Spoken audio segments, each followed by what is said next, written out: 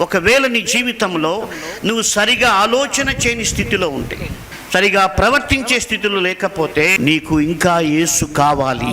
యేసును నీ ఇంట్లోకి కాదు, నీ హృదయంలోకి తీసుకోవాలి. గమనించండి, ఈ పరిసయ్యుడు యేసు ప్రభును తన ఇంటిలోకి పిలుచుకున్నాడు, కానీ యేసు ప్రభుని తన హృదయంలోకి తీసుకోలేదు. యేసు ప్రభును తన హృదయంలోనికి తీసుకుని ఉంటే ఆయన ఆలోచన ఆ విధంగా విభిన్నంగా ఉండేది కాదు. ఇంకొక పాపిని గురించి తక్కువగా ఊహించే పరిస్థితి లేదు.